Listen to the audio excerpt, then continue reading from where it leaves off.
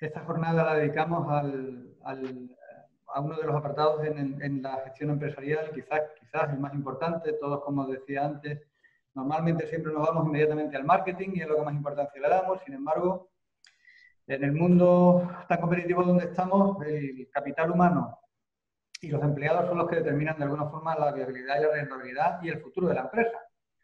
Esta tarde dedicamos el aspecto fundamentalmente a esta cuestión, al mundo del trabajo, y con una especialista de primer orden.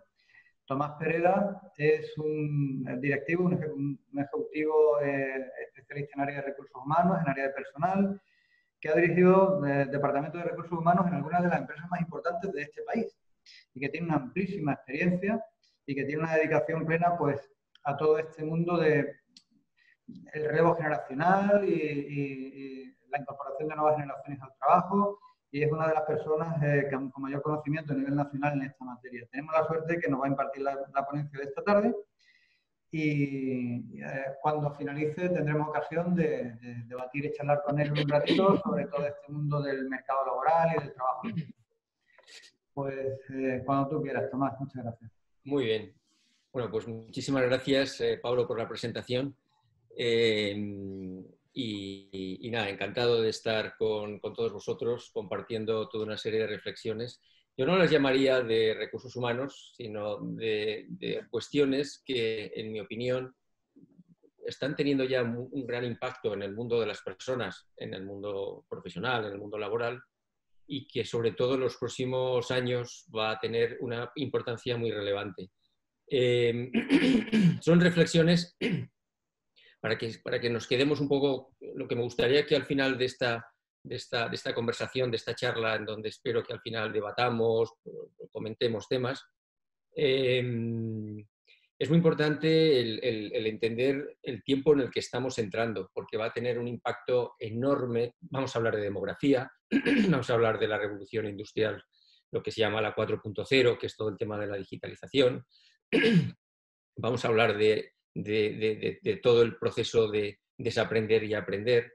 O sea, todo esto va a tener un impacto enorme en nuestras vidas y en el mundo de las empresas, las pequeñas, las medianas y las grandes. Estamos viendo que la digitalización está teniendo ahora mismo también pues, una herramienta que nos está ayudando para salir de esta situación con muchas apps que nos están ayudando a gestionar muchos aspectos muy concretos de nuestros negocios. Bueno, pues un poco voy a hablar de eso. No voy a hablar de recursos humanos de lo tradicional, de selección, de formación, de evaluación, porque esto yo creo que está ya demasiado trillado y intento plantear temas un poco más novedosos. Yo llevo 37 años en el mundo de los recursos humanos y alguna dirección general como fue en HERT. Y la verdad es desde que empecé, yo empecé en las postrimerías de la primera crisis del petróleo, a principios de los 80. Y la verdad es que me he tirado 37 años gestionando cambios. Es lo único que he hecho. Sitio donde iba, yo me acuerdo las primeras veces, decía, qué mala suerte, aquí también está en crisis o está creciendo o está cambiando. Bueno, seguro que en algún momento podré trabajar en un sitio tranquilo. Ya han pasado 37 años y no ha habido ni un minuto de calma porque siempre me he encontrado con cambios, con situaciones de crecimiento, con situaciones de crisis, situaciones que había que reestructurar. Y bueno, al final es la naturaleza humana la que marca la diferencia. Entender bien la naturaleza humana es esencial. Bueno, voy a poner la presentación que tengo aquí para compartirla con vosotros. Como veis, llamo reflexiones sobre el futuro del trabajo y vamos a hablar muy poco de COVID-19, que es lo que está realmente ocupando la pantalla, pues yo creo que estamos absolutamente saturados, es verdad que con mucha razón, pero muy saturados de este tema, ¿no? A ver si esto... Ahí está. Bueno, este señor, uno de los gurús mundiales, sobre todo en estrategia de negocio y en marketing, Tom Peters, que recientemente declaraba que el mundo actual es tan caótico que cualquier persona, cualquier líder mundial que piense que sabe hacia dónde va y lo que está haciendo es un inconsciente. Que en este momento lo importante es escuchar, aprender, adaptarnos, o sea, es probar, nos equivocamos, volver, tal, y ajustar. Es decir, es lo único que podemos hacer en estos momentos y posiblemente estamos viviendo ahora un periodo muy interesante para experimentarlo, este periodo de 3 meses en donde escuchamos, aprendemos, adaptamos, nos equivocamos, volvemos, ajustamos, pero no hay ninguna fórmula en este momento mágica que nos permita responder eficazmente a todos los retos que están surgiendo, ¿no? en este momento. Fijaos cómo vamos a arrancar. Vamos a hablar de hace 100.000 años, porque lo que está pasando actualmente es la cuarta vez que ha pasado en los últimos 100.000 años, porque gran parte en este momento se habla de que estamos enfrentándonos a la cuarta revolución industrial, o algunos hablan de revolución industrial 4.0, 4.0 por el tema digital, de la transformación digital, pero estamos hablando del 4. O sea, fijaos que en toda la historia de la humanidad, cuando la Tierra se poblaba con 200.000 habitantes, o sea, un número muy pequeño que cabría en una capital de provincia nuestra, era toda la población que poblaba la Tierra. Esta es la cuarta revolución importante que vamos a vivir, con lo cual tiene un impacto muy relevante en todo lo que hacemos. Y vamos a intentar explorar hacia dónde vamos. Fijaos que básicamente todo esto se explica, estas 4 revoluciones en toda la historia de la humanidad, con cambios que han supuesto la unión de distintas tecnologías que han modificado nuestra manera de vivir de una manera profunda y permanente, incluso, como pone la transparencia, alterando nuestra trayectoria como especie. Fijaos, si nos remontamos hace 100.000 años, ¿qué es lo que provocó posiblemente el cambio más importante de la humanidad? El fuego. Durante miles y miles de años, el hombre comía productos sin cocinar y comía pues, vegetales y productos de la tierra que eran indigeribles para el estómago humano, no generaban mucha energía, no tenían, no tenían los nutrientes que necesitábamos, pero de repente se descubre el fuego, que es la primera gran tecnología y posiblemente de las más importantes que ha vivido la humanidad, y en ese momento, al cocer los productos, al cocer las plantas que eran digeribles por la celulosa y el almidón que tenía, produce tal bomba nutricional, tan bomba calórica, que en ese momento nuestro cerebro, el número de neuronas de nuestro cerebro se multiplica por 3. Nuestro cerebro prácticamente consume el 20% de la energía que necesitamos. Y en ese momento,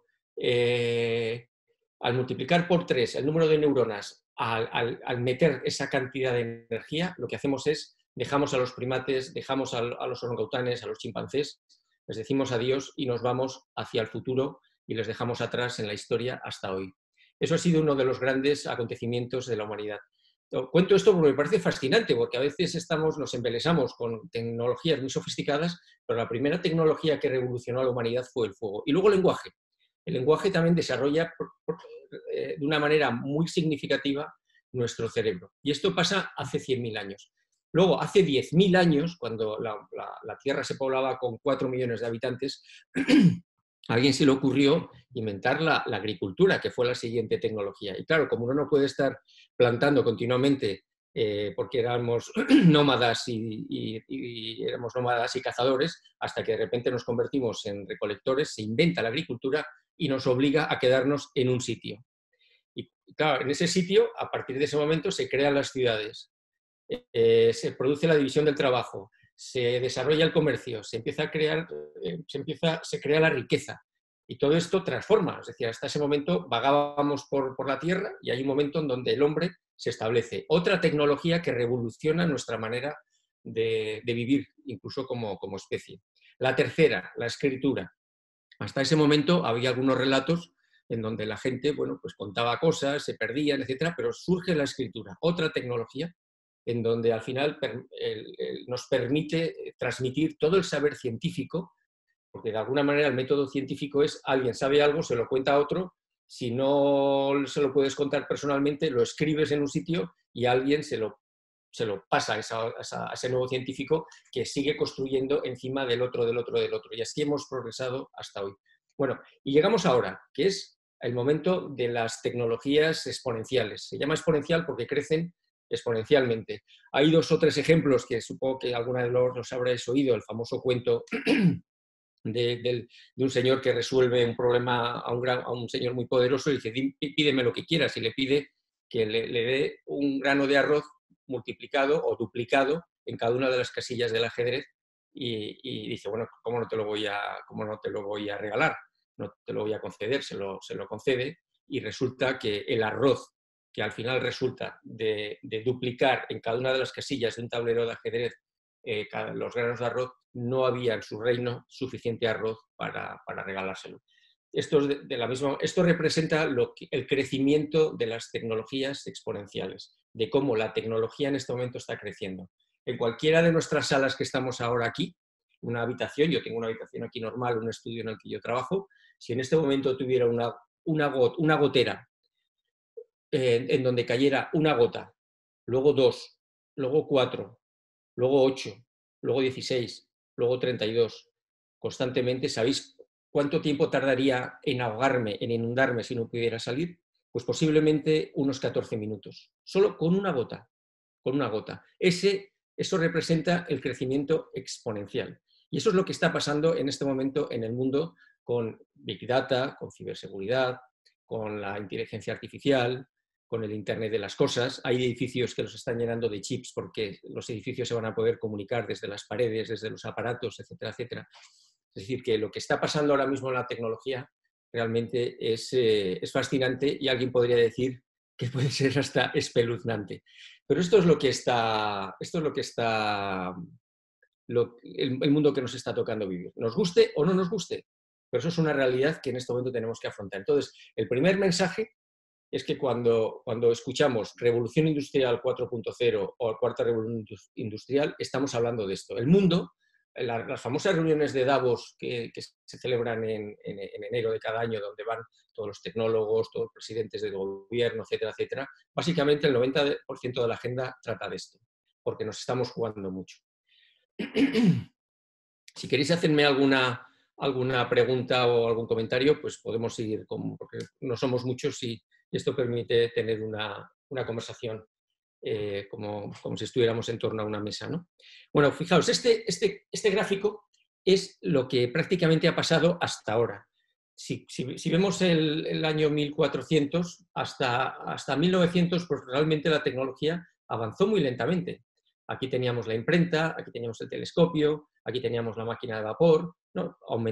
Crecía, pero no de una manera bastante lineal, hasta que llegamos a principios del siglo pasado, hacia 1900 y pico, y de repente empezaron a surgir pues desde el teléfono, desde los microprocesadores, los programas de ordenador, apareció Google, apareció Facebook, apareció Google, todo lo que las impresoras 3D, pero este crecimiento que ya es exponencial, realmente se ha producido en 40, 50 años. Posiblemente en 40 o 50 años hemos progresado tecnológicamente mucho más que en toda la historia de la humanidad. A pesar que, como comentábamos, el fuego ha sido la gran primera tecnología, la tecnología más importante que nos provocó que nuestra cabeza aumentara, que el número de nuestras neuronas y el desarrollo de nuestro cerebro nos haya permitido llegar hasta donde estamos y no ser parte de nuestros antecesores como los primates, como los chimpancés, etcétera, etcétera. Pero simplemente quedaos con esta imagen, pero esta es la imagen de que esto no ha hecho más que empezar. Este es el hoy, ¿no? Si vamos a ver lo que nos queda por delante, si vemos a este ratoncito que está aquí, estamos hablando del 2015. Aquí es cuando las máquinas han logrado superar la inteligencia de un ratón. Esto ya se ha logrado, y hay máquinas que han logrado superar perfectamente la inteligencia de un ratón. Pero dentro de nada, según la Singularity University de California, que hay un grupo ahí de gente que considera que dentro de unos 20 o 30 años las máquinas serán mucho más inteligentes que nosotros y que superarán la inteligencia de la suma de todos los humanos del mundo. Esto puede pasar en 30 años aproximadamente. Bueno, pues todas las tecnologías en las que se está trabajando ahora pertenecen a esta curva que vemos prácticamente vertical, que es lo que nos queda por ver. Fijaos la curva anterior, el gráfico anterior que veíamos, decimos, ¿cómo hemos crecido? Bueno, pues estamos aquí donde el ratoncito, básicamente. O sea, prácticamente inapreciable. Lo que nos queda por ver es absolutamente inmenso. Con lo cual, es inmenso y produce vértigo. Y hablaremos luego un poco de ello porque está produciendo ya algunos daños en la sociedad que yo creo que cada uno de nosotros lo experimentamos. Todo esto, claro, en toda la historia de la humanidad ha producido rechazo. Se dice, a mí esto, ¿qué me aporta esta tecnología? Uy, esto yo... Pero al final se acaban consolidando. Aquí tenemos a un señor, John Henry, hay una canción estadounidense famosa de un señor que picaba en una mina y retó al martillo neumático y murió, porque dijo que él podía sacar más carbón con su martillo manual que con un martillo neumático, porque no estaba de acuerdo que la tecnología le superara. Y bueno, hay canciones que hablan de esta historia que compitió contra una máquina y perdió. Los luditas, los famosos luditas que quemaban o destruían los telares. Aquí a la izquierda, donde pone Chicago, aquí esto es una noticia que cuando se instalaron los ascensores sin ascensoristas, claro, hubo un momento en donde decían que era el fin del mundo, que iba a haber crímenes, iba a haber robos en los ascensores, que los índices de criminalidad, que los índices de accidentabilidad, que iba a ser imposible de manejar la situación. Bueno, pues siempre ha habido, y aquí tenemos las huelgas que tuvimos en Madrid y en Barcelona del taxi con las nuevas licencias, etcétera, etcétera. Pero está claro que es imparable. Lo que la tecnología puede imaginar acaba sucediendo, nos guste o no nos guste. Otra cosa es que, como veremos luego, tenemos que dominarla, tenemos que ponerlo al servicio de la persona. La tecnología tiene que estar para nosotros, no nosotros para la tecnología, pero todo lo que pueda imaginar acaba pasando. Claro, todo esto, yo recuerdo hace bastantes años, y lo sigo manteniendo porque me parece uno de los grandes titulares del semanario Newsweek estadounidense, que decía, si todo nos va tan bien, ¿por qué nos sentimos tan mal? Es decir, joder, si todos somos las generaciones más privilegiadas de la historia de la humanidad, pero hay algo que no funciona. De hecho, en los 10 productos más prescritos de farmacéuticos, siempre ha habido 4 o 5 ansiolíticos, tranquilizantes para dormir. Dices, pues si somos una sociedad privilegiada, ¿por qué nos sentimos tan mal? Pues posiblemente haya que entenderlo por nuestra dificultad para adaptarnos. Este gráfico, ¿qué nos dice? Esta línea horizontal que veis aquí, que pone Human Adaptability, es nuestra capacidad de adaptación humana a las cosas que nos pasan de todo tipo. Pero claro, la tecnología, por lo que estábamos viendo, es esta línea que de repente se dispara. Y claro, nosotros, en una evolución normal, pues tendríamos que seguir esta línea de adaptación que es mucho más horizontal, es mucho más tranquila. Pero la tecnología no nos está dando tregua. La tecnología dice, no, yo me voy por aquí, os guste o no os guste, porque alguien me está pidiendo una tecnología, lo que sea, una app, un producto basado en inteligencia artificial, en algunos casos para fines poco confesables. Entonces, lo que nosotros estamos en este momento es dando un salto a nuestra capacidad de adaptación, que es esta parte, no sé si veis mi puntero, como lo estoy señalando, que es una zona en donde estamos viviendo con estrés este salto. O sea, nos estamos saliendo de nuestra línea natural de adaptación estamos forzando para subirnos a la curva que la tecnología nos está obligando. Y es por eso por lo que de alguna manera no nos sentimos bien. Hay un catedrático de la universidad, hay un profesor de la Universidad de Stanford en Estados Unidos con el que estamos publicando ahora un libro, que es este, que se llama en inglés Morir por una nómina o por un salario, en donde de alguna manera refleja algo que está pasando sobre todo en nuestro mundo occidental. Yo lo llamo sostenibilidad humana. Hablamos mucho de sostenibilidad, de medio ambiente. A veces hay muchas grandes organizaciones que se ocupan, que están muy bien del medio ambiente, pues de que vamos a plantar, pero ¿qué pasa con las personas? ¿Dónde estamos dejando a las personas en toda esta historia, ¿no? Con lo cual, al principio, este estudio que se ha hecho, en este momento, en el 2017, hubo 850.000 muertes al año provocadas por el estrés, sobre todo en el mundo occidental. Y concreto, el estilo de mando de los jefes, el trabajo es la principal fuente de estrés que estamos sintiendo. La Organización Mundial de la Salud, tan famosa ahora con todo el lío de COVID y que a pesar no le gusta mucho, identificó que 260 millones de personas están afectadas actualmente por trastornos de ansiedad. Y en España, en concreto, 4 de cada 10 españoles, 12 millones exactamente, afirman padecer estrés habitual o frecuentemente. No episodios esporádicos, como puede ser, hombre, es que a mí con el COVID, pues es que estoy muy preocupado y llevo 2 meses que no duermo, obviamente. Pero no, hablamos que 12 millones de españoles habitual o frecuentemente padecen estrés. Entonces, ¿qué está pasando de alguna manera? Yo creo que en el fondo es verdad que todo este proceso de transformaciones que estamos viviendo, que realmente nos proporciona un enorme bienestar en la sociedad y están a nuestro servicio y nos resuelven muchísimas cosas, pero todo eso implica un cambio de mentalidad, un cambio en la manera de ver las cosas. Por las noches a lo mejor nos despertamos a las 3 o 4 de la mañana y decir, joder, es que demasiadas cosas nuevas me están pasando. Oye, no te metas ahí, que nunca has estado ahí y seguro que te va a ir mal.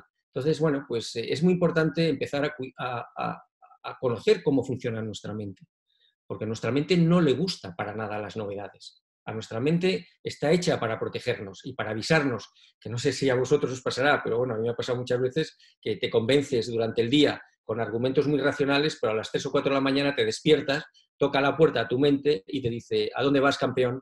Porque ahí nunca has estado, esa historia que te han contado es como demasiado arriesgada, tú quédate donde estás, el famoso dicho de lo bueno conocido que mejor por conocer, lo malo conocido que mejor por conocer, y claro, pues ahí surge una lucha, pero es verdad que el cambio y el progreso y pues nunca para, ¿no? Con lo cual, la sostenibilidad humana va a ser uno de los elementos, ya lo es, pero todavía yo creo que va a aumentar la preocupación por la manera en la que estamos organizando nuestra sociedad, el mundo laboral, el mundo empresarial, porque estamos dejando a mucha gente muy tocada, tanto en Estados Unidos como en Europa.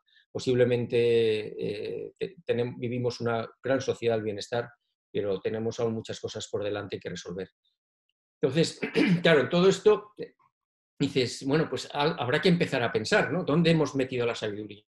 Porque al final tenemos que encontrar respuestas a todos estos dilemas, a todas estas preguntas. Con lo cual, la cuarta revolución industrial tiene que reflexionar sobre a dónde podemos acudir. Y fijaos, hemos sido muy buenos en los últimos 2000 años sobre información, el famoso Big Data. Tenemos billones de datos, sabemos lo que está pasando en nuestro pueblo, en nuestra ciudad, en nuestro país, en Europa, pero tenemos billones de datos. Y los datos nos dicen lo que es y cómo es lo que es.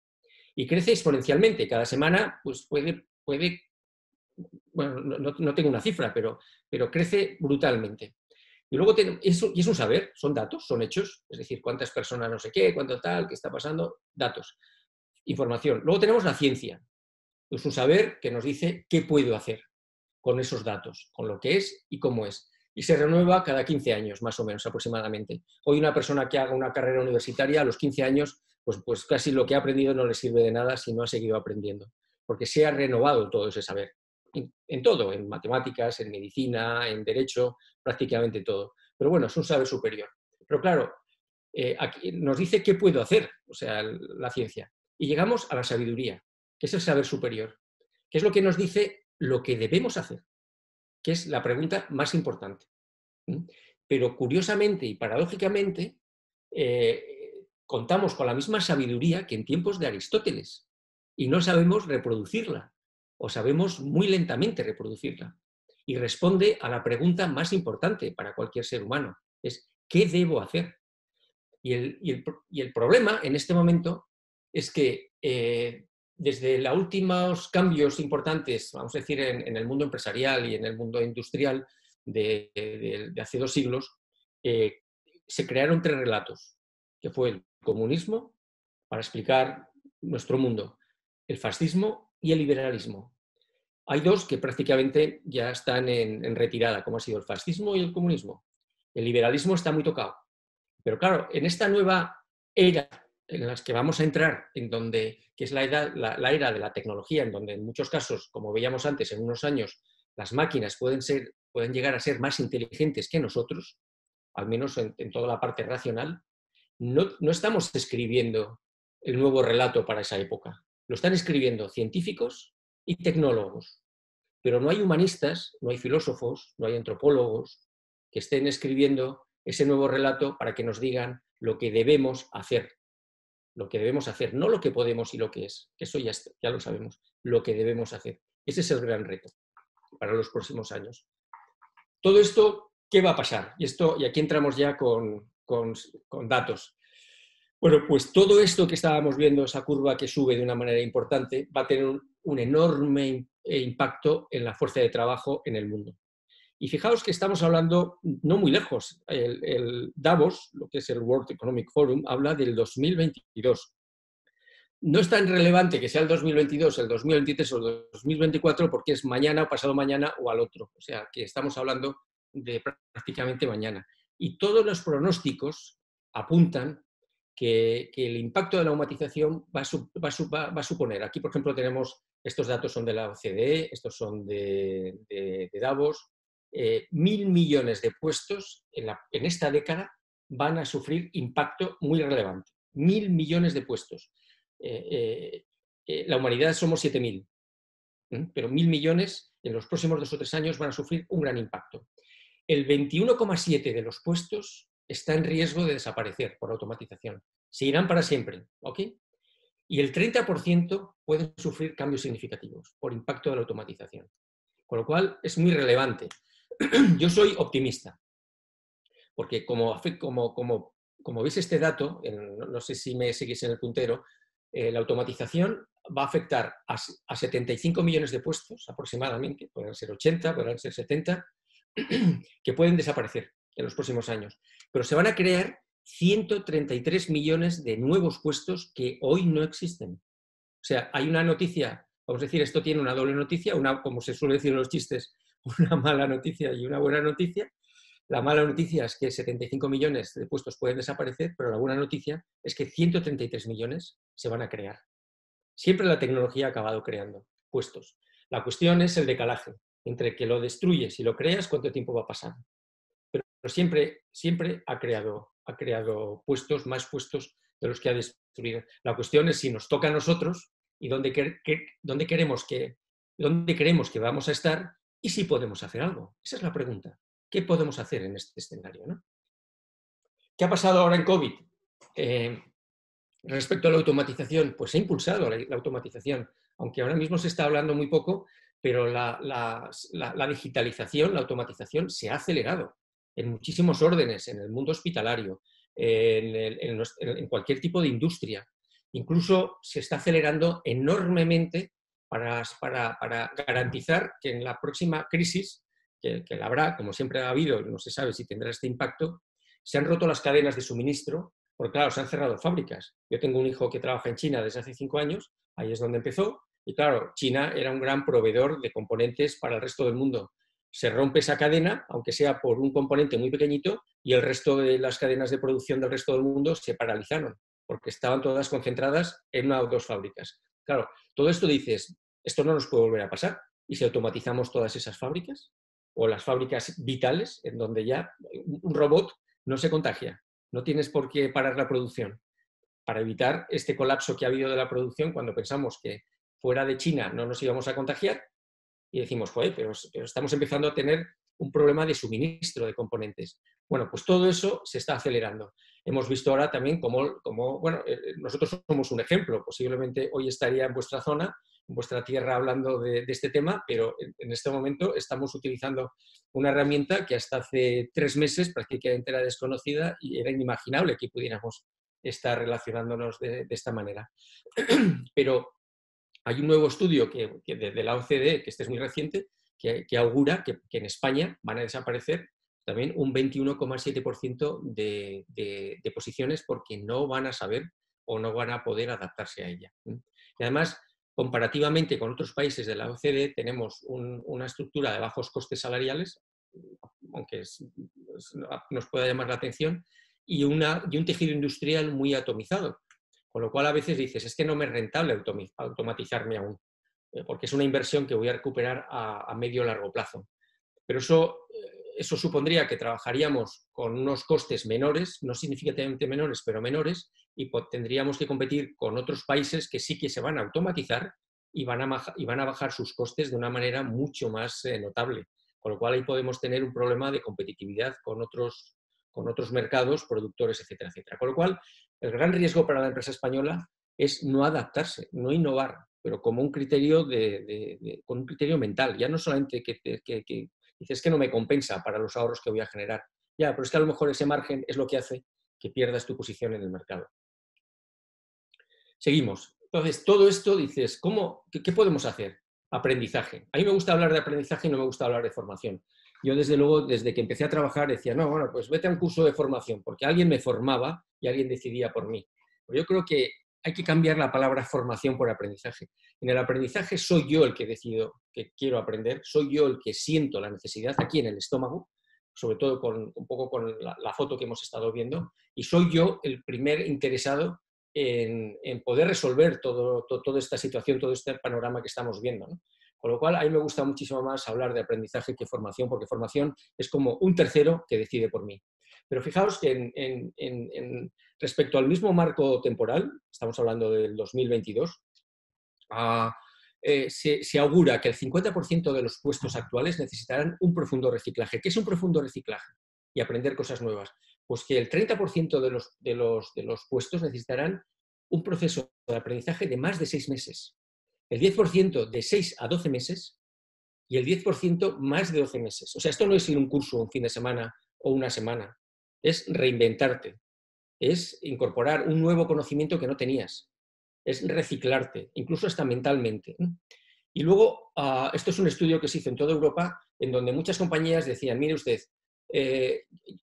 yo no sé muy bien qué voy a necesitar, qué tipo de gente voy a necesitar. No sé muy bien qué tipo de conocimientos voy a necesitar de la gente que yo tenga. Lo que sí que sé es que no lo sé, pero cuando lo sepa, voy a contratar de la calle, con gente que ya tenga ese conocimiento. Con lo cual, es una noticia o es una conclusión un poco inquietante. Y luego hay una incertidumbre sobre a quién corresponde la iniciativa de este aprendizaje, a la persona, a la empresa. Bueno, no está resuelto.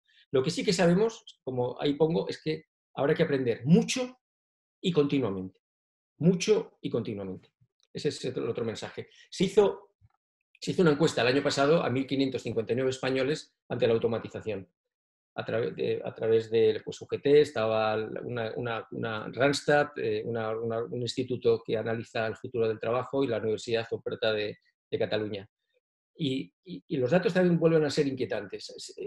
Esta segmentación la he hecho yo de ese estudio, y hay un grupo A, que es gente con un alto nivel de estudios y alta antigüedad, o sea, un profesional con una carrera, una licenciatura, una carrera universitaria, con 20 años, 30 años de experiencia, con independencia de la alta o baja complejidad de su actividad. Y esta persona no está preocupada, para empezar. No siente la necesidad de anticiparse y prepararse para el futuro. Dice, hombre, yo soy abogado, yo soy médico, yo soy auditor, no, esto a mí no me va a pasar nada, yo soy un buen profesional y yo no estoy en riesgo. Pero espera que alguien haga algo. ¿Okay? Luego tenemos otro grupo B, que es gente realiza trabajos poco cualificados, de baja complejidad. Esta gente está muy preocupada porque, bueno, pues todos los días vemos en las noticias, todo tal, que joder, los robots, que la automatización, la digitalización, es decir, joder, esto no me suena bien a mí, ¿no? Pero no sienten que deban anticiparse para prepararse para el futuro. Es decir, esto, bueno, pues alguien hará algo, o mi empresa me formará, o habrá alguien que al final se preocupe por mí, o no. Pero bueno, yo estoy preocupado, pero bueno, voy a esperar a ver si alguien me dice qué planes tienen. Y luego tienes el grupo C, que es gente que está realizando trabajos de alta complejidad, más gente que está muy metido, vamos a decir, en la pomada, sienten una gran preocupación, o sea, de alguna manera comparten este análisis que estamos haciendo. Sí que sienten que deben anticiparse para prepararse, porque viene una gran ola que como veíamos antes puede llegar a destruir 75 millones de puestos, aunque vaya a crear 133, pero como te pille la ola en el lado de los que puede ser arrollado, pues tienes un problema. Y consideran que es su responsabilidad. Es lo que va a marcar la diferencia. Fijaos, tenemos aquí 3 grupos, gente con un alto grado de cualificación. Yo, por ejemplo, yo tengo otra hija que ha sido auditora en una de las grandes firmas y tal, pues yo creo que la gran parte de la auditoría la hará la inteligencia artificial. cuando dices, oye, joder, pero un auditor con 4 o 5 años de experiencia y tal, pues tiene una posición más o menos resuelta, o no. Un médico en el diagnóstico, allí hay máquinas que están haciendo el diagnóstico mejor que determinados médicos. Hay algunas aplicaciones que es verdad que aún les queda un poquito más por mejorar, que si uno tiene una manchita, se saca una foto, la sube a un centro de datos y te dicen el diagnóstico. O sea que dices, bueno, pues tampoco los médicos en algunos aspectos pueden estar muy tranquilos. Abogados está pasando lo mismo, ¿no? Pero bueno, pero dices, oye, pues yo estaría preocupado. En el grupo B lo mismo, es decir, hay determinadas actividades. Por ejemplo, una enfermera nunca va a poder ser sustituida. Lo estamos viendo ahora, ¿no? En esta crisis. Una enfermera, el cuidado personal, la proximidad emocional, la cercanía personal es insustituible por un robot. Esas actividades que son muy humanas, esas van a ser imposible, o al menos yo desde luego no lo voy a ver. No sé si dentro de 200 años lo encontraremos, robots absolutamente humanos, pero en las próximas décadas es muy difícil que sean sustituidos. Con lo cual, es un dato preocupante. El otro día me encantó esta frase que es de la red LinkedIn, decía, una responsable de la red decía, si no sabes lo que va a pasar, lo único que tienes que hacer, tienes que estar preparado para cualquier cosa que pase. O sea, al menos no tenemos ni puñetera idea, pero es importante prepararte para lo que venga. Pero claro, surge esta pregunta, ¿los demás son responsables de las cosas que me pasan? ¿En la vida me ocurren cosas? Esto es muy mediterráneo. O sea, fijaos que hasta en nuestro lenguaje hay expresiones como se cayó, se rompió, se estropeó. Es decir, yo soy el único inocente de las cosas que me pasan porque, oye, se ha roto. Bueno, pero lo tenías tú, pero se ha roto. O sea, alguien o algo, una fuerza extraña lo ha roto, pero yo no tengo nada que ver. Hasta en el lenguaje se transmite esta mentalidad. Siempre buscamos, nos tranquiliza poder echar la culpa a otro, a mi jefe, al presidente del gobierno, a mis padres, a mis profesores, al director del banco. Todo el mundo es responsable de las cosas que me pasan, excepto yo, que soy inocente.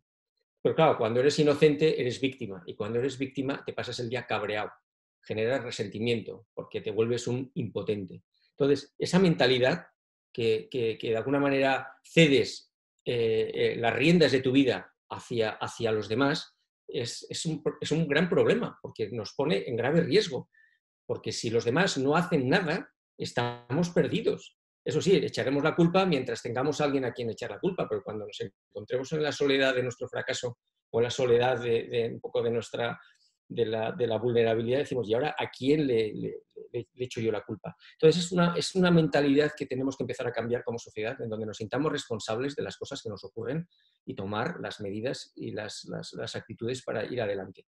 Hay una frase que me encanta, que esta es muy africana, dice, cada anochecer una gacela se sabe que debe superar al más rápido de los leones o morirá. Y cada anochecer un león se levanta pensando que ha de correr más rápido que la gacela más lenta para poder comer. Da igual que seas un león o una gacela, en cuanto se pone el sol, toca correr. Y esta es, de alguna manera, la vida. Ya hemos estado viendo Revolución Industrial 4.0, o sea, cómo vemos que la tecnología va a impactar de una manera positiva, pero tiene en todo cambio, pasan cosas que podemos resolver o no. Hemos visto un poco el talento, lo vamos a seguir viendo, pero vamos a hablar un poco de demografía. Fijaos, somos el segundo país más longevo del planeta, llegamos a los 83 años en este momento de esperanza de vida y que se alarga 6 minutos por cada hora. Y en el 2040 seremos el país más longevo de la Tierra, superando ya a Japón, por delante de Japón. Somos una sociedad envejecida porque 1 de cada 4 españoles tenemos, o tienen, yo aún no, casi, más de 65 años. Y en el 2050, o sea, nada, pasado mañana, el 40% tendremos más de 65 años y la media llegará a los 90 años.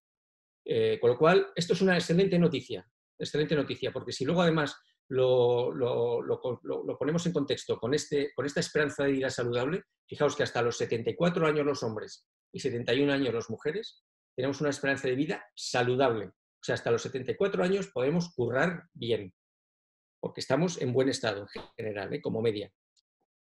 Eso es una excelente noticia. Somos un país con una enorme longevidad, creciente, y además sanos. O sea, que bueno, dice, bueno, somos viejos. No, no, ¿qué coño somos viejos? Vivimos muchos años y vivimos muy bien, con lo cual, excelente noticia. Pero viene una muy preocupante, nuestra tasa de fecundidad. Nuestra tasa de fecundidad está en 1,23 hijos por mujer. Esto es un verdadero desastre. Cuando tenemos una tasa de reemplazo de 2,1. O sea, para no perder población, tendríamos que tener una media de 2,1 hijos por mujer. Pero tenemos 1,23. Esto quiere decir que estamos perdiendo población a chorros. Hemos entrado en un umbral que se llama el low fertility rate, es en el más bajo ratio o franja de fertilidad, en donde cuando entras en este umbral, si no incorporas millones de inmigrantes o no cambias radicalmente la tendencia, en España podría ser que en 40 años o en 50 años perdamos el 40% de la población. ¿Sabéis lo que significa perder el 40% de la población española? Ya llevamos 2 años, con pérdida de población neta. Nos morimos más que nacen. Estamos perdiendo españoles. Bueno, pues la población significa riqueza. La población significa consumo. La población significa pagar impuestos. La población significa pagar seguridad social. La población significa consumir. Es decir, la población significa PIB. Si perdemos población, perdemos riqueza, perdemos PIB, con lo cual ahí tenemos un problema grave. Luego vemos también que la edad media de jubilación son los 62 años. Vivimos hasta los 83, 84, debemos estar ya a los 84, llegaremos enseguida a los 90, pero nos jubilamos a los 62 años, cuando la esperanza media de vida saludable son a los 74. Y la gente, a partir de los 55 años, es cuando hay una salida masiva del mercado. Y luego tenemos la tasa de dependencia. La tasa de dependencia es cuántas personas activas sostienen a un jubilado, para simplificarlo. Actualmente es 53,5, es la actual, o sea, hay 2 personas activas que de alguna manera financian a un jubilado. En el 2031 serán 62,2 y en el 2041 78,9, o sea, un 80. Casi habrá una persona activa sostendrá un jubilado. Es una situación inviable. El modelo de pensiones actual ha petado. En este momento el Tribunal de Cuentas, en su informe de 2017, ya declaró que el sistema estaba quebrado porque tenía una deuda, un déficit de 100.000 millones de euros. O sea que la situación es complicada. ¿Por qué cuento todo esto? Porque yo creo que hay que tomar medidas, primero hay que ser consciente de esta situación y tomar medidas al respecto. Esto es un gráfico de un buen amigo que evangeliza también con estos temas de la longevidad y de la demografía, Tomás Arrieta, que trabaja en Enagas. Claro, él lo representa de esta manera, que es muy gráfica. Es decir, si vamos a vivir 90 años, más o menos es una edad, empiezas a trabajar en los 25 y dices, ¿por qué no vamos a estar trabajando hasta los 70? Que estábamos hablando antes que la edad media, la esperanza de vida saludable llega hasta los 74. Pues fijaos, si dividimos ese periodo desde los 25 años a los 70 en 3 partes, empezamos a considerar que cuando estamos aquí, en la mitad, ya empezamos a ser viejos. Y el mercado empieza a discriminar. Dice, oye, no, es que ya es un poco mayor. Bueno, si llegas a los 55, problema. Bueno, ¿y qué diríamos a los 60? Con lo cual, de las 3 partes de una vida activa, estamos desperdiciando la última parte, el último tercio, el que va de los 55 a los 70. Y cuando insisto, la esperanza de vida saludable llega hasta los 73, 74 años.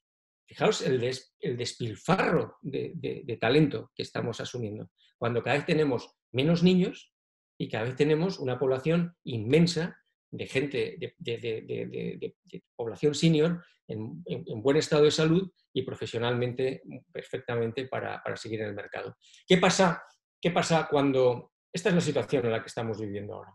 En este momento, esto nos lleva a una disminución del crecimiento económico. Cuando tienes una fuerza de trabajo despoblada y longeva, pero en donde no vas a hacer nada, escasa en jóvenes. Aquí tenemos en la parte de la derecha una fuerza de trabajo escasa en jóvenes, cada vez hay menos. No se encuentra gente. Escasa en seniors, porque salen del mercado. A los 62 años los sacamos fuera. Y a los 55 ya ni les contratamos. Nos consideramos que es que estar descontando. Además, aquí se produce la profecía autocumplida. O sea, uno de repente, cuando todo tu entorno, tanto en tu empresa como en tus amigos y tal, dice, bueno, tú ya con 55 años, tú ya estarás de alguna manera descontando tal, porque bueno, tú ya te jubilarás en cuanto puedas a los 62, porque tú ya eres mayor y te comportas como mayor, te comportas como un anciano, como un viejo, porque el mundo te ve como viejo.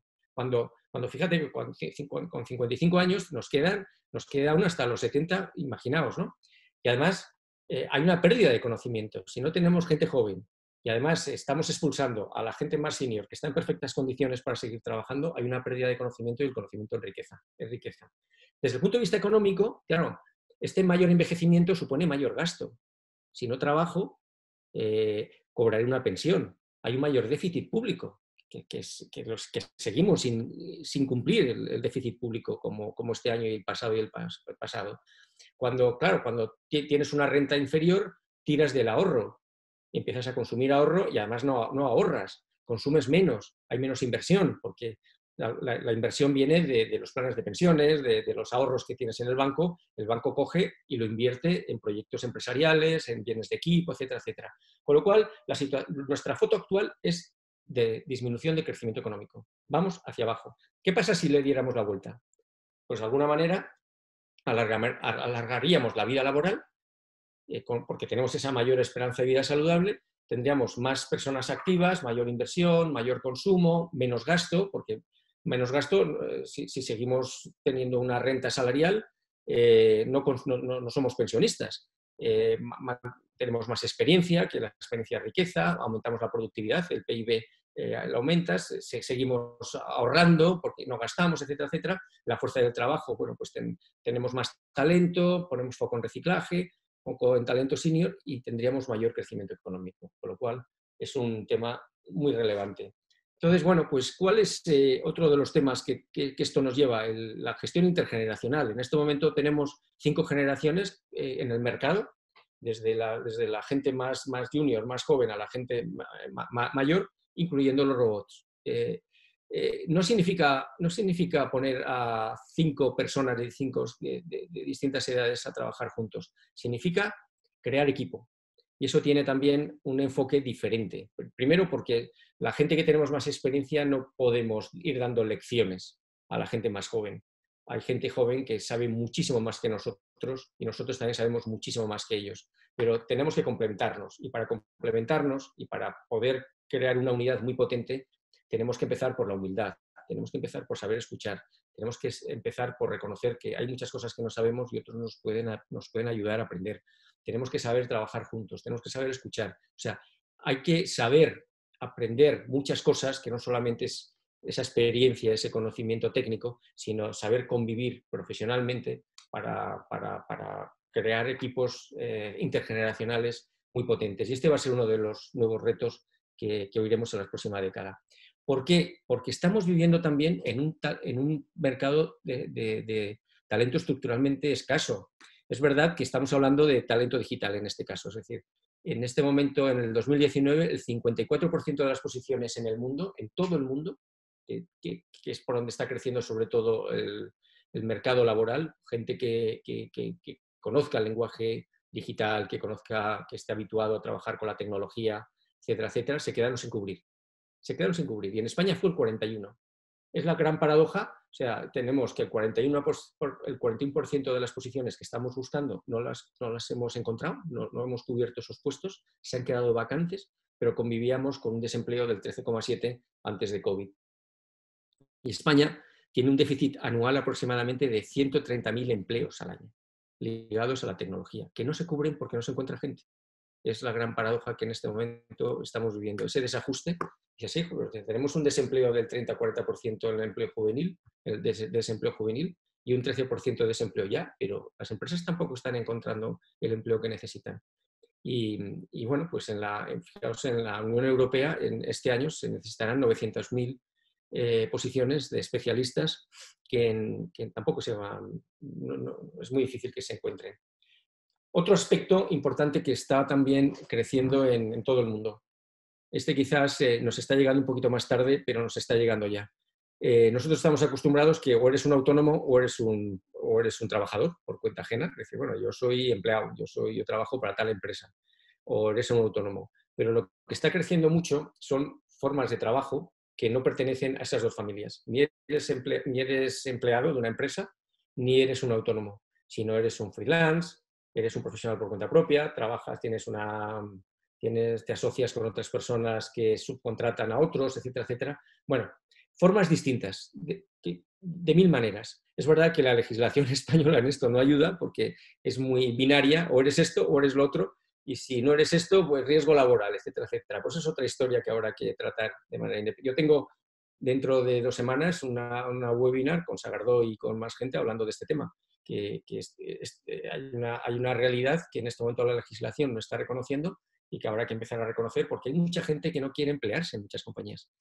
Los buenos profesionales dicen, no, yo no quiero que me contrates, yo quiero trabajar contigo, si quieres 1 año, 2 años, 3 años, en este proyecto, en esta experiencia, pero yo no quiero formar parte de tu empresa porque no me apetece, porque yo soy libre en este tema, ¿no? En Estados Unidos, lo que yo llamo el talento alquilado, por proyectos, por ejemplo, ha crecido un 36% en los últimos 5 años, y ya solamente en Estados Unidos el 40% de trabajo por tiempo completo es un 50%, y en la Unión Europea está creciendo. O sea, esta es otra tendencia que vamos a ver en los próximos años, nuevas formas de trabajar, por proyectos, por experiencias, por tiempo determinado, pero como una opción del profesional.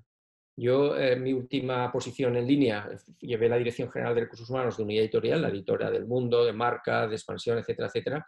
Teníamos un montón, yo tenía como 300 personas que no pertenecían a mi compañía, pero trabajaban allí todo el día metidos, llevaban 2 o 3 años. Todos los desarrollos de lo que podéis ver si ahora entráis en el Mundo, o en Marca, o en Expansión, o en la web, etcétera, bueno, pues todo lo tienes que estar haciendo continuamente en la casa, ¿no? Y bueno, había gente muy buena y había gente que en algún momento decía, oye, ¿por qué no te interesa incorporar a la plantilla? No, yo no, porque primero gano más así y luego yo soy dueño de mi destino. Y el día que me aburra aquí me voy a otro proyecto, porque lo que no quiero es estar aquí. No busco seguridad, la seguridad me la gano yo, porque yo soy bueno en esto. Y mientras sea bueno en esto, la seguridad nace de mí. La empleabilidad famosa nace de mí, nadie me la da. Nace de mí porque yo soy bueno y estoy aprendiendo continuamente.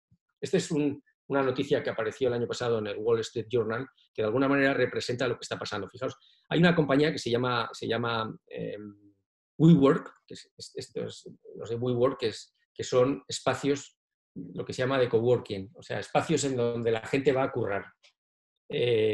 Profesionales por cuenta propia, profesionales independientes, y van a trabajar todos los días. Ahí tienes todas las facilidades, tienes la tecnología, tienes café, compartes con gente de otros sitios, hablas o no hablas, pero vas por tu cuenta.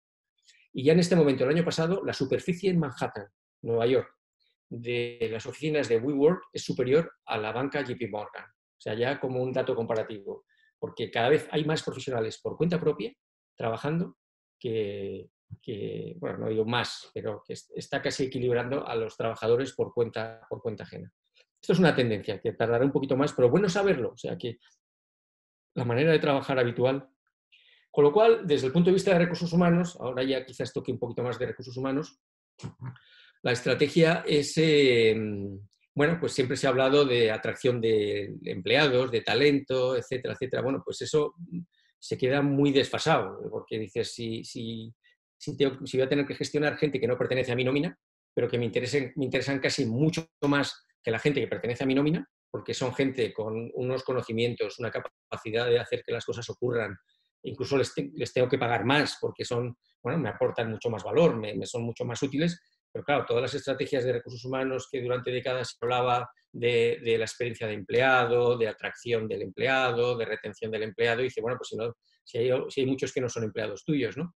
Con lo cual, el talento en propiedad y alquilado, ahí se mezcla en un burruño bueno, y ahí surgen también muchas cuestiones a resolver, sobre todo legales, que los abogados siempre nos dirán, te van a demandar todos y te van a llevar a la magistratura o al Poder Social y te lo van a ganar porque los estás tratando como si fueran empleados. Y dices, ya lo sé, pues que sin esta persona yo no podría trabajar.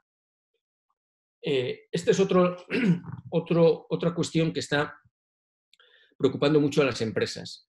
La gente, sobre todo más joven, su expectativa de estar en un trabajo es menos de 2 años. Los millennials, en 43%, consideran que más de 2 años ni de coña. O sea, yo no voy a estar más de 2 años en un mismo sitio, por las razones que sean. Y los más jóvenes todavía el 61%. Y hay un dato absolutamente inquietante, que es que se ha identificado en una encuesta que el 20% de las personas que llegan a una empresa, el primer día de trabajo ya deciden que se van a pirar, que se van. Y a los 6 meses es el 40%. Es decir, la volatilidad del mundo del trabajo y del talento y de tal cada vez crece más. Bueno, pues la gente no considera que estar más de 2, 3 o 4 años, pues que no, que eso es toda una vida y que no. Pero bueno, eso es un reto que tendremos que... Lo que es probable es que tengamos que hacernos esta pregunta que aparece abajo. ¿Necesitamos un nuevo contrato psicológico? ¿Qué es un contrato psicológico? Es, vamos a hablar, ¿qué es lo que esperas de mí como empresa? ¿Y qué es lo que yo espero de ti? Vamos a hablarlo. Si yo te ofrezco todo esto, tú me das lo que yo necesito de ti, y lo que necesito de ti son estas 3 cosas, ¿qué es lo que necesitas de mí? Dímelo en 3 o 4 cosas. Esta, ¿vale? Pues yo creo que nos podemos encontrar ahí. Con lo cual yo lo que espero de ti lo voy a conseguir y tú lo que esperas de mí lo vas a conseguir. Y si eso se alimenta de una manera genuina, de una manera honesta, de una manera sincera, pues puede durar mucho más. Posiblemente lo que está pasando es que estamos aplicando mentalmente contratos psicológicos de hace 2 décadas. Y la gente cuando llega no encuentra lo que esperaba, porque eran milongas. Entonces deciden que se piran, porque lo que no se entiende es que el 20% de las personas que llegan a un nuevo puesto de trabajo, aunque no lo digan, simplemente lo piensan, de repente dicen, yo aquí no voy a estar mucho más tiempo. ¿Qué ha pasado? Vamos a dedicar unos minutos para hablar. ¿Qué ha pasado en estos 3 meses? Del todo trabajo, que es como alguien lo llama, al trabajo en remoto, que es como de alguna manera una experiencia muy distinta a lo que hemos vivido. Es verdad que en estos 3 meses, en general, yo estoy ahora interviniendo con muchas... Antes he tenido una reunión con 6 grandes grupos españoles y multinacionales hablando también de estos temas. Y desde marzo lo que vimos es que es verdad que esta crisis ha sido una crisis humanitaria, la crisis COVID. Se ha distinguido de otras crisis como fue la financiera del 2008, como ha sido algunas crisis geopolíticas como la guerra del Golfo, o como fue la crisis del petróleo de 1974-80. ¿no? Esta ha sido humanitaria, ha sido un virus que nos ha disparado a los pulmones y la verdad es que la sociedad y muchas empresas, las mejores empresas, han respondido desde el corazón, cuidando a su gente, cuidando a las familias, etcétera, etcétera. Y la verdad es que se han producido 2 efectos muy interesantes. El primero, ha subido los niveles de satisfacción en muchas compañías. Han hecho encuestas. En marzo, que era el mes más oscuro, cuando estaba y todo iba terrible, ha subido la satisfacción. Y luego la productividad, bueno, vamos a ver, los resultados han subido. Yo no diría que ha subido la productividad porque la gente ha trabajado el doble, por las razones que sean, porque estábamos en casa, porque no queríamos pensar en otra cosa, porque ya que estoy aquí, pues trabajo todo el día, pues llega el fin de semana y ya como no puedo hacer otra cosa, pues también aprovecho y trabajo, etcétera, etcétera, ¿no? Entonces yo no diría que ha subido la productividad, pero es verdad que los resultados y la cantidad de trabajo ha subido mucho. ¿Qué es lo que ha funcionado? ¿Qué es lo que las 2 primeras evidencias? Cuando la gente notamos preocupación, que alguien se preocupa por nosotros, respondemos. Quizás el gran ganador de esta experiencia es la preocupación por la gente y la confianza han sido rentables. La gente ha respondido, hemos respondido a esa confianza, hemos respondido a esa preocupación y nos sentimos más satisfechos y además hemos decidido trabajar más. Eso sí que nos ha vuelto locos. O sea, yo creo que hay un grado de cansancio. La verdad es que esta experiencia de teletrabajo es una experiencia, no es un referente. Simplemente hemos transferido la manera en la que trabajábamos en la oficina a casa. Y además las 24 horas del día, y los 7 días a la semana, y con niños en casa, y la tecnología a veces no funcionaba. O sea, ha sido en las peores condiciones que podíamos trabajar. Con lo cual, no es un referente, pero es verdad que ha funcionado y ha gustado. Se ha conseguido una mayor agilidad. Eso se ha comprobado. ¿Por qué? Porque cuando se ha sabido lo que había que hacer, uno siente que tenía confianza y ha dicho, oye, necesitamos en 2 o 3 días. Ha habido proyectos que llevaban 7 meses y en 3 días, una vez metidos en la crisis, se han resuelto. ¿Por qué? Porque se ha delegado en los equipos que sabían hacer las cosas. Y la gente ha dicho, ¿de esto quién sabe? Fulanito, menganito, menganito. Y nadie ha pensado los del departamento tal, los del departamento cual, y vamos a hablar con el jefe. Entonces, todo eso ha desaparecido, primero porque la pantalla democratiza. Aquí nadie se sabe quién es jefe y no es jefe. Aquí nadie sabe si tiene un despacho más grande o más pequeño. Aquí nadie sabe si está en una planta noble o menos noble. Aquí nadie sabe si presides o no presides una reunión. La pantalla nos iguala. Entonces la gente se ha puesto a trabajar para resolver las cosas. Y entonces se ha comprobado la famosa agilidad, las metodologías ágiles que han funcionado. Han funcionado, lo que pasa es que tienes que confiar en la gente, tienes que transmitir tienes que conceder mayor autonomía. El jefe tiene que estar para apoyar, tiene que estar para remover obstáculos y no dar la vara. Y ha funcionado. Ha habido un cambio de mentalidad, porque claro, nos guste o no nos guste, dices, sí, tengo que reconocer que ha funcionado. Las cosas han ido mejor, los proyectos han salido en menor tiempo. Bueno, pues parece que esto funciona. El miedo a que si la gente no la ves va a perder el tiempo, no va a trabajar, eso se ha disipado, ha saltado por los aires. Y de hecho, las grandes compañías con las que yo estoy ahora monitorizando muchos de estos procesos confirman que ellos van a seguir ya hasta para siempre en modelos híbridos. Normalmente va a ser un 40% virtual, o sea, en teletrabajo, y un 60% en oficina y voluntario. Algunos decidirán que quieren trabajar todo el rato en su casa, con lo cual eso ha sido un avance brutal. Lo que pasa es que va a requerir una manera diferente de dirigir. Yo creo que el jefe, el liderazgo, el responsable de un equipo va a tener un papel mucho más importante para apoyar, para animar, para esos cafés que te tomas con la gente, esa manera de decir, oye, a ti te pasa algo porque te veo, llevo toda la mañana viéndote y tú tienes un problema y la verdad es que no te veo en tu sitio, etcétera. Pues claro, no los ves, porque cada uno estamos en nuestra casa, o al menos 2 o 3 días a la semana. Con lo cual, el papel del jefe cambia de una manera muy relevante. El cómo reproducir la sensación de equipo, de comunidad, etcétera, etcétera, ¿no? Y luego hay un aspecto muy interesante que es ¿para qué sirve ya una oficina? Hay compañías donde ya se están planteando el reducir un 60 o 70% del espacio. Grandes compañías, pero muy grandes compañías, que tienen miles y miles de metros. Porque muchas de las compañías han cambiado ya la pregunta. Ya no voy a la oficina a trabajar. A la oficina voy a hacer algo concreto. Puede ser una reunión, puede ser tomar café con gente con la que yo quiero hablar. Lo voy a tomar un café con ellos, puede ser un trabajo de equipo, pero ya no voy todos los días a trabajar a la oficina. Ya no es el sitio al que voy a trabajar. Trabajo en muchos sitios. Puede ser en un coworking, puede ser en mi casa, y a veces iré a la oficina también cuando hay algo que hacer concreto. Voy y me voy. Con lo cual, la función de la oficina cambia radicalmente, ¿no?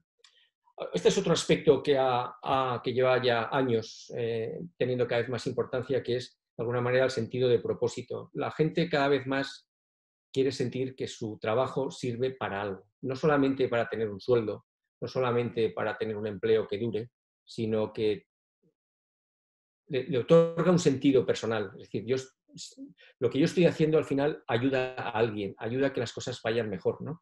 Desde el punto de vista de los grandes retos de la humanidad, como el cambio climático, la desigualdad social, la tecnológica, etcétera, etcétera. Porque ahora lo estamos viendo. Al final, si algo no funciona, lo acaba pagando la empresa también. O sea, si alguna de las teclas de nuestra sociedad no está bien afinada y no está bien ajustada, si nos despreocupamos, el siguiente gran reto va a ser el cambio climático. Y el cambio climático además va a venir tan silencioso como ha venido un virus. No va a ser alguien que rete a un gran gobernante o a un grupo de gobernantes, porque en eso nos llevamos muy bien. Aquí somos muy chulos, nos ponemos estupendos cuando alguien nos reta y salimos al campo de batalla y decimos, pues te voy a invadir, te declaro la guerra, pero de repente nos enfrentamos a determinados retos que son, como hemos visto ahora, tremendamente devastadores, como es una pandemia como esta, y como puede ser el cambio climático futuro, en donde nadie te reta, es silencioso, y podemos estar en nuestros politiqueos habituales y de repente haya un momento en donde nos demos cuenta que la situación es irreversible y además no tenemos otro planeta en donde confinarnos. Bueno, pues todo eso cada vez tiene más importancia en el mundo de la empresa, porque la gente quiere saber, además de lo que hago todos los días, para qué sirve lo que hacemos para mejorar nuestro mundo, ¿no? Aquí, bueno, como veis, aquí hay toda una serie de titulares de este año, de principios de este año. BlackRock es el fondo más importante del mundo que invierte en las empresas del mundo. Y básicamente este es el mensaje que ha dicho a todas las empresas que esperan su dinero. Si queréis que metamos nuestro dinero en vuestras empresas, pero en grandes grupos, estamos hablando, grandes bancos mundiales, etcétera, tenéis que ser buenos ciudadanos y tener un programa de planes que ataquen la desigualdad social, el tema de la discriminación, la desigualdad tecnológica, cambio climático. Entonces ahí está Davos, ahí está la Business Roundtable. La Business Roundtable es una organización con 180 CEOs de Estados Unidos que el pasado verano dijeron que era importante que todas las compañías tuvieran una declaración de propósito. Y el propósito conecta con la sociedad. No solamente el conseguir el EBITDA, la cuenta de resultados, etcétera, etcétera, sino aspectos mucho más. Con lo cual, no sé si habéis visto Blade Runner, el famoso diálogo, ¿no? Yo he visto cosas que vosotros no creeríais, atacar naves en llamas más allá de Orión, he visto rayos, etcétera, etcétera, en la puerta de Tannhauser. Roy Batty, el replicante de Blade Runner. Pues de alguna manera hemos hecho un paseo, un recorrido sobre cosas que yo creo que son muy relevantes tenerlas en la cabeza, porque van a tener un alto impacto, seamos pequeños, medianos o grandes, en nuestra vida personal, en nuestra vida familiar, en nuestra vida económica, y es importante considerarlas. Así que valor, porque solo ante el peligro ahí estamos, y muchas gracias por vuestra atención y nada, abrimos el debate. Muchas gracias, Tomás. Bien, abrimos la etapa de preguntas y abrimos un poquillo el debate. Tenemos la oportunidad de charlar sobre este tema tan interesante con Tomás, hoy que le tenemos cerca. Y bueno, recordaros que la jornada se está grabando, se va a emitir en Fion Televisión y se va a emitir en algunas televisiones locales con las que tenemos convenio. Y todos los empresarios asociados, en torno a 600, lo van a recibir en su empresa, sobre todo aquellos que nos han dicho que por horario les resultaba imposible. Es decir, que bueno, ellos no van a poder realizar preguntas ni van a poder participar en el debate, pero sí, sí le vamos a ofrecer la ponencia tan interesante a todo el mundo. Bien, si alguno tiene alguna cuestión que plantear, solo tiene que levantar la mano o simplemente avisarnos. Perdón, Tomás. He visto algunas preguntas, ¿no?, que están en el chat. Sí, sí. Ahora vamos a pasar a las preguntas del chat. A ver, hay algunas que nos hacían en privado y que, a ver, te voy a leer algunas de ellas. Nos preguntaban sobre cómo ves la evolución para el sector del pequeño comercio o la hostelería, que son sectores donde hay mano de obra intensiva y que están sujetos a unos cambios tremendos, sobre todo por el tema de la globalización y todo eso. ¿Cómo ves tú el futuro, por ejemplo, en el caso del pequeño comercio? ¿Tú qué opinas para eso? Bueno, fijaos ahora que ese sector se está viviendo un momento en donde la tecnología está acudiendo en parte en su ayuda, ¿no? Con las apps, por ejemplo, que te permiten volcar los menús en las aplicaciones. Posiblemente en algunos casos la robotización vendrá también a ayudar en actividades de poco valor añadido. Por ejemplo, yo veo que la hostelería puede tener una enorme oportunidad en lo que es la parte de relación. Es decir, cuando el que alguien te sirva un café no aporta valor, pero que alguien te dé los buenos días y que de alguna manera te pregunte qué tal estás o qué tal este café y qué harías o qué no harías, o sea, un poco lo que es la parte más relacional. Eso implica yo creo, una fusión, un modelo híbrido entre la máxima automatización de aquello que no aporta al cliente. Servir una Coca-Cola o una caña lo puede hacer una máquina, como ya pasa en algunos bares, en algunas cafeterías y en algunas cadenas, pero sí que hay una parte relacional en la que cualquier cliente quiere estar en un entorno en donde haya otros humanos, porque todo eso tiene que estar al servicio de la persona. O sea, y claro, eso supone inversión, lo que hablábamos antes, que dice, bueno, me es rentable invertir en tecnología, en robótica, en mi establecimiento. Pues no lo sé, pero claro, al final habrá un momento donde te puedas quedar fuera de juego. Hay un aspecto que me parece muy relevante, que es la mentalidad. Cuando tú te metes ya en la mentalidad de que veas la tecnología como un aliado, estás siempre enredando. Ver qué cosas pueden ayudarte, te crea curiosidad y estás siempre pues, atento a cosas que realmente te puedan ser de utilidad. Y eso es muy importante, porque te facilita entender las cosas que van pasando cada mes, te hace ser receptivo, te permite equivocarte y acertar, porque esto muchas veces es ensayo y error, pero te mete en el camino. Cuando eres reacio a la tecnología, dices, no, esto no es para mí, esto ya me pilla muy tarde, uy, esto será para otros, es que esto yo no sé para qué sirve. Pero pasa una crisis como esta y claro, pues dices, no, oye, que no puedes dar la carta, que la tienes que pasar al cliente en el teléfono móvil. ¿Pero esto cómo se hace? Y en muchos casos dices, Yo podría seguir una actividad porque tengo parte de ella robotizada, porque son las máquinas y esas no enferman. Es decir, puede ser una inversión que te resulte en principio una decisión importante, pero luego puedes rentabilizar en el tiempo, ¿no? Es decir, que cada uno tiene que ver para qué le puede servir todo lo que está pasando en este momento. Y creo que la tecnología está atendiendo ahora con una velocidad brutal a las necesidades de cada sector y aportando soluciones imaginativas, porque además es muy sencillo. Hay herramientas que tardas 4 días en montarlas. Y ahí lo que muchas veces se necesita es que los propios sectores comuniquen a la comunidad. Vamos a decir, hay un montón de gente, de chavales y no chavales en startups que están deseando conocer de qué manera ideas que ellos tienen o ideas que tiene un sector, ellos lo pueden convertir en una solución para el sector y en donde todos ganen. O sea, la comunicación ahí va a ser fundamental entre la gente que construye tecnología y el pequeño empresario que puede beneficiarse de la tecnología y ponerse en esa... Bueno, por ejemplo, hay una cosa que no he comentado que me parece muy relevante. Cuando estamos hablando de aprender sobre el mundo de la tecnología, estoy hablando de ciberseguridad, estoy hablando de Big Data, estoy hablando de plataformas como SAP, como Salesforce, como Microsoft, estoy hablando de la Internet de las cosas. Para el 90% de lo que se necesita, necesitas 6 meses en aprenderlo, no necesitas más. Son como FP1, la famosa FP1. O sea, no dicen, no, es que ahora no voy a hacer una carrera de 5 años. No, no. Estos son 6 meses. Son 7 meses de estudiar para cubrir el 90% de los puestos que se necesitan. Luego hay un 10 o un 20% de puestos muchísimo más complicados, mucho más sofisticados, que sí que necesitas ya ingenierías, etcétera, etcétera. Pero una gran parte de lo que se va a necesitar se puede aprender en muy poco tiempo. Muy bien.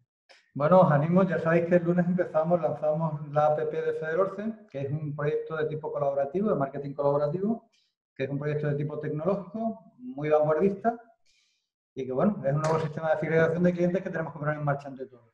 Tenía la palabra David. Hola, muy buenas tardes. Hola, David. Saludo primero a los incombustibles que están todos de semana a semana, como Francisco, Juan, Carlos, Pablo, que estáis siempre ahí. Saludo a todos, ya sois caras conocidas y a ver cuándo vuelven los jueves de charla, jamón y cerveza para saludaros, porque al final os estoy tomando cariño, semana a semana que os veo. Tomás, muchísimas gracias por la charla que nos has dado, pero te quiero hacer una pregunta. A ver, cuando te refieres a empleos digitales, ¿solamente son programadores? Porque son dos preguntas. ¿Son solamente programadores? Porque es ahora mismo, por ejemplo, en Málaga, donde tenemos más carencia, y sí, mucha generación Z, mucho millennial, pero realmente es que semana a semana se les sube el sueldo. Sí. Es muy fácil cambiar de empresa, o sea, sí. Eso es facilísimo. Es imposible decirle al hijo de un amigo mío que no te cambie. Si es que le estás dando 5.000 euros al año de una semana a otra, o sea, que es bárbaro. Eso por un lado. Y lo segundo que te quería preguntar, tú que estás, digamos, en una gran urbe, que al final nos va a llegar aquí, ¿no? Nos va a llegar aquí. En muy poco tiempo la gente ha reaccionado y ha dicho, ya no quiero oficina, pero está contando con mi casa. Sí, ya. Está contando con la vivienda de mi empleado. ¿Cómo lo están haciendo ellos? Sí. Bueno, la primera pregunta se refiere no solamente a programadores, se refiere a diseñadores, se refiere a lo que estamos hablando, gente que pueda trabajar en robotización, que no es un tema muy complicado en gran parte de las actividades. Se refiere a ciberseguridad, por ejemplo, en ciberseguridad, que hay un déficit enorme de profesionales. Son temas bastante sencillos, o sea, no son temas nada complejos. O sea, todo lo que es las tecnologías exponenciales son muchas, muy variadas, pero tú has apuntado un tema que me parece muy interesante, que es, asociamos tecnología a juventud. ¿Por qué no lo asociamos a profesionales senior? No hay ninguna evidencia que demuestre que una persona de 60 años no pueda aprender que una persona de 20. Simplemente es interés, esfuerzo, ponerte y lo acabas consiguiendo. Yo ya conozco algunas empresas que están por la razón que tú me estabas comentando, que dices, es que hay gente muy joven que está muy poco tiempo y me dice, oye, yo por este dinero me voy a otro sitio, tal, o me aburro, lo que sea, están dirigiéndose hacia profesionales senior, a gente que con 60 años o 60 y pico se están reinventando, gente que ha tenido una profesión diferente hasta los 60, que se ha prejubilado, jubilado o está en el paro y llevan 6 o 7 meses aprendiendo este tipo de planteamientos. Y yo conozco 2 empresas que han encontrado su gran caladero de talento en los senior y están ofreciendo a sus clientes gente de 60 y tantos años que tienes otras expectativas en la vida. O sea, tú, además es normal, dices, bueno, yo ya con 60 y pico años más o menos tengo resuelto pues el tema de hijos, ya han estudiado, ya más o menos la casa, la hipoteca, bueno, mis ambiciones económicas son diferentes. Me puedo permitir otro tipo, lo que busco es otras cosas. Es una mayor estabilidad, lo que busco es otras cosas distintas. No espero una carrera profesional. ¿El 20%? ¿Perdón? No, pero la... Y bueno, pues yo creo que en el talento senior, que es donde hay una mayor abundancia, y yo confío que poco a poco vayan incorporándose al mercado laboral en el mundo digital, en el mundo tecnológico, haya una gran respuesta a las necesidades que tienen las empresas en el campo tecnológico. El segundo tema que me estabas planteando, se está ya planteando cuál es qué van a hacer las empresas con los ahorros de oficina. Dices, claro, si yo al final voy a trabajar 3 días en mi casa o 2 días en mi casa, voy a pagar la luz, voy a pagar el wifi y además tengo un ordenador que es una carraca y además la silla me da dolor de espalda, entonces hay empresas que están empezando a crear lo que llaman los packs de teletrabajo, en donde te dan una pantalla, te dan una silla ergonómica, te dan un ratón y bueno, cada uno más o menos está empezando a diseñar modelos diferentes, pero sí que ya empieza a haber empresas que voluntariamente empiezan ya a crear estos paquetes para sus empleados y en algunos casos incluso dan un pequeño plus. De hecho, también el desarrollo legislativo que ha empezado esta semana, o sea, el gobierno ya está empezando a regular este tema, contempla algún tipo de compensación por trabajar en casa. Eso está produciendo también en el mercado inmobiliario un fenómeno curioso. La gente está empezando a dejar pisos pequeños y céntricos e irse a casas más grandes, aunque estén fuera, en donde, aunque claro, yo en 60 y pico años no he vivido una pandemia como esta. Y dices, hombre, ya sería mala suerte que en los próximos 6 años tengamos otra como esta. Pero bueno, nuestra psicología nos lleva a que dice, bueno, la próxima me voy a pillar en una casa con jardín y con un despachito en donde pueda sobrevivir mejor que esta vez, ¿no? Y está pasando que el mercado inmobiliario está rotando hacia ese tipo de tipología de vivienda. Muchísimas gracias. Nada, David, encantado. Muchas gracias, David. A ver, tenía la palabra, a ver, creo... Sí, Francisco Copicentro, a Laurín el Grande. Francisco, cuando quieras. Un emprendedor nato que cambió una gran empresa para emprender como autónomo. Sí. ¿Se me escucha perfectamente? Sí, perfectamente. Hola, Francisco. Perfectamente. Bueno, sí, antes había puesto ahí que yo dejé un banco 27 años de vida laboral en el banco para hacerme autónomo. Y viene al hilo de lo que estaba de acuerdo con muchas cosas, con lo de los 60 años es joven, con 61 que tengo yo también, con 70 quiero que también. Claro. Y vamos a alargar la vida laboral, ¿no? Pero fíjate que yo, viendo las empresas grandes y empresas que posiblemente algunas has estado tú y has estado, el desagüe de empleados empieza por la gente que parece... Yo en el banco, yo era director territorial de colectivos profesionales, tocaba mucho las asociaciones, Pablo me conoce, llevaba todo el tema de emprendimiento en Andalucía, me movía de un sitio para otro y llega un momento que no me paraban de tocar lo de recursos humanos y tal y cual. O sea, al final es un tema que acabas diciendo, bueno, espera, yo no tengo futuro aquí. Fíjate, 57 o 58 que tomé la decisión y dije, yo no tengo ningún futuro. Yo lo que necesito es hacer lo que he hecho toda mi vida con los empresarios, pero yo me voy a poner en el otro lado del despacho, ¿no? Y eso es lo que he hecho. Ahora mismo 3 puestos de trabajo, tal cual, y tengo futuro. Con 61 tengo futuro. Hasta donde te dé la gana, claro. Me preocupa muchísimo, y esa es la pregunta, si tú que conoces tantas empresas y tal, que el recorte siempre viene por el mismo sitio. Sí. Antigüedad, sueldo, salario, o sea que al final estamos un poco señalados, ¿no? Sí, no, tienes toda la razón. Yo estoy colaborando ahora en un proyecto que empezamos hace 3 años, que es sobre talento senior con Eduardo Serra. Os acordaréis que fue ministro de Defensa y con distintos gobiernos. Sí. Creó una fundación, Transforma España, y hemos iniciado una línea un proyecto que está en esta línea para transformar esta percepción negativa del talento senior. Entonces hemos descubierto, poco por estos datos que hemos estado compartiendo, que es verdad que en las situaciones de dificultad y cuando tienes que reducir plantilla, bueno, yo lo he hecho, a mí me ha pasado, que hay gente que dice, oye, yo me iría voluntariamente. Entonces dices, pues mira, pues vete tú, te indemnizo en vez de echar a otra persona que quiere continuar y está en otras circunstancias además personales, ¿no? Pero siendo eso cierto, yo creo que hay 3 aspectos. Este que comentas, las empresas siguen desaguando por las personas de mayor edad, porque entienden en muchos casos que con unos buenos planes de prejubilación son situaciones poco traumáticas o cero traumáticas, en muchos casos deseadas. Por otro lado, pero eso convive luego, por otro lado, con que empiezan a notar que cada vez les cuesta más encontrar gente. Entonces dicen, joder, si hay muchos proyectos que no podemos arrancar porque no estamos encontrando gente, porque cuantitativamente cada vez hay menos gente joven. Ya no es que digas, es que la gente joven no quiere trabajar conmigo, es que no hay.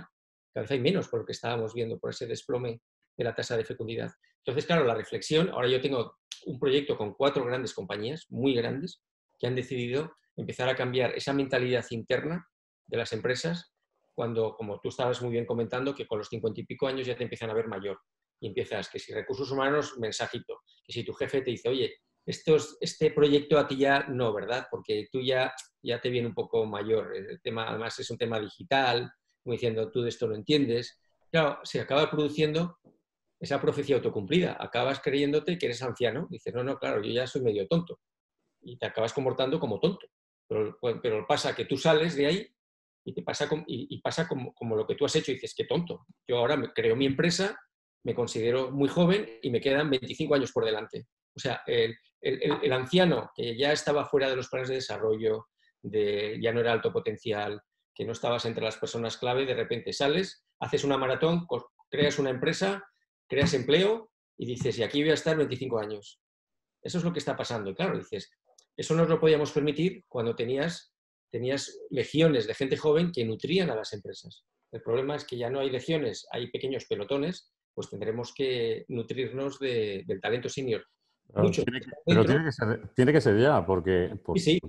yo veo a muchos compañeros que tienen mi edad, joder, han avejentado, han engordado. Yo estoy relleno, pero me muevo, voy y veo, le doy vuelta a la cabeza todo el santo día. Absolutamente. Estamos incluso en el negocio reinventando. Antes hablabas del tema de los restaurantes y del código QR y todo esto. Exacto. Pues ahora nosotros estamos potenciando muchísimo el diseño, claro. Que luego no se imprime, bueno, pero yo gano dinero con el diseño, yo me muevo en otro y me posiciono, y creo que es lo que tenemos que hacer todas las empresas, posicionarse a lo que llega. Exacto. Y no preocuparse, ocuparse, ¿no? Y Exacto. tirar hacia adelante. Exacto. La clave es en la mentalidad, que es lo que nos ha dado una oportunidad esta crisis. Hemos visto que podemos cambiar de mentalidad porque el mapa mental que llevábamos 3 décadas de si no estás encima de la gente no trabaja, ha saltado por los aires. Entonces hay que aprovechar ese cambio de mentalidad para, bueno, pues ahora podríamos tener en nuestros proyectos empezar a... Claro, no quiero decir, bueno, el tema inmobiliario, el tema de las oficinas, ¿no? Porque dices, oye, que yo me dedico a las oficinas, pero puede ser más eficiente ahora la manera de trabajar, porque la gente trabaja desde su casa, aquellos que puedan, claro, hay actividades muy presenciales donde es imposible sustituirlo por una oficina. Muy bien, muchas gracias. Nada, encantado, Francisco. Muchas gracias, Francisco. Bien, vamos a dar un repaso a un poquito a lo que ha ocurrido en el chat. Vamos a dar paso a José Antonio, que nos cuente un poquito qué ha habido y si hay alguna pregunta que queda pendiente todavía. José Antonio, adelante. Buenas tardes de nuevo. Lo único que queda un poco por repasar es que Carlos ha comentado de que probablemente el sistema legal no esté preparado para esto, ni la aspiración a funcionarios de los jóvenes. Es lo más que se puede un poco rescatar de lo que ha habido al final, vamos. Sí, el sistema legal no acompaña y no va a ser fácil. No acompaña, por ejemplo, las nuevas formas de trabajo.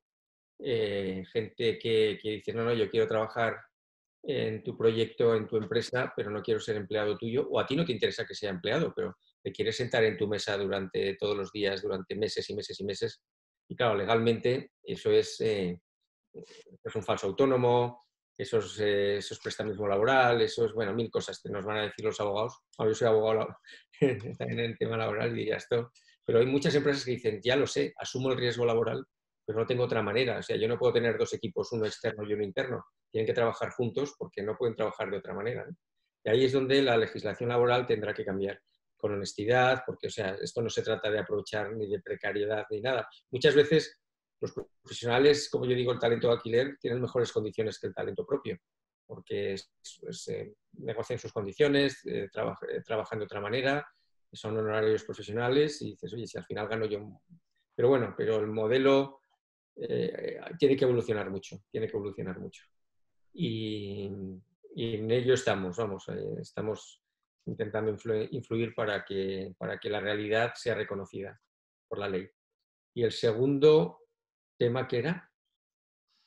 No, ya solamente ha levantado la mano David, que querrá hacer una consulta, imagino. Nada, simplemente decir que parte del cambio también tiene que venir del empresario, porque para que la gente trabaje hay que programar las tareas con antelación y el día, estamos acostumbrados a trabajar día a día con la urgencia y ese modelo de trabajo, ojo, no es fácil dedicar un domingo a programar la semana porque si no la gente queda paralizada. Sí, tienes muchísima razón. Esto es una de las conclusiones que se han obtenido de estos 3 meses de todo trabajo, ¿no? En donde los equipos que mejor han funcionado han exigido una mejor planificación, organización, etcétera, etcétera, ¿no? Es decir, que el trabajo previo de organizar las videoconferencias, no técnicamente, sino de qué vamos a hablar, cuánto va a durar, quién se va a ocupar de esto, y luego tú vuelves a conectar otro día y dices, oye, ¿cómo está esto? O sea, requiere muchísimo más trabajo en la trastienda y el jefe tiene que tener esa doble función. Mucha planificación, mejor organización, todo muy bien ordenado y dejado menos a la improvisación. Y luego cuidar de la dimensión emocional de las personas, que es lo que necesitas también. O sea, ya que no te vas a, no va a haber roce, no te vas a encontrar todos los días, vamos a tomar un cafetito y tal, no, eso ya los días que estés estás, pero los días que no estás, pues lo tienes que sustituir muchas veces a través de la pantalla buscando maneras de lograr esa cercanía personal.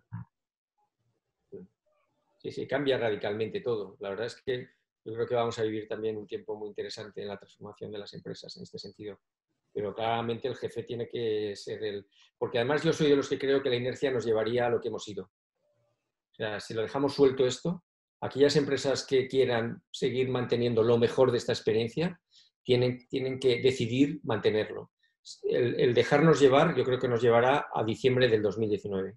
O cronificar la parte peor de esta experiencia, que es llamadas a las 9 de la noche, el fin de semana, eso la gente ya no puede aguantar eso. O sea, lo hemos aguantado en un estado de alarma en donde estábamos horrorizados por lo que estaba pasando y decir, bueno, tenemos que echar el resto, pero eso no puede representar la manera normal de trabajar, claramente. La famosa desconexión digital es un tema que ahora ya hay que hablarlo, ¿no? Bien, no tenéis más cuestiones, ya vamos a ir finalizando la jornada de hoy. Darle las gracias a Tomás Pereda, una de las voces más interesantes a nivel nacional en todo lo que tiene que ver con este mundo tan complejo del trabajo, del reciclaje y el perfeccionamiento profesional. el relevo generacional. Esperamos, Tomás, que estés con nosotros pronto, en otra ocasión, tocando este tema, otro similar. Encantado. Y ha sido un placer y ha sido un honor que estés con nosotros. Y bueno, daros las gracias a todos, recordaros que bueno, que vamos a poner esto en televisiones locales y a enviarlo a toda la base asociativa nuestra para que tenga el vídeo y para que lo pueda ver. A los incombustibles, daros las gracias y emplazaros para el próximo, que será pronto, que os invitaremos vía circular y con nuestros medios habituales. Muchísimas gracias a todos, esperamos que os haya resultado útil y que las reflexiones de esta tarde pues, nos ayuden a todos un poquito. ¿De acuerdo? Muchas gracias a todos y ya vamos a cerrar. Buenas tardes. Muchas gracias a todos y ha sido un placer compartir este rato con vosotros. Encantado, buenas tardes. Igualmente, hasta otro momento. Gracias. Buenas tardes a todos. Cuidaros mucho.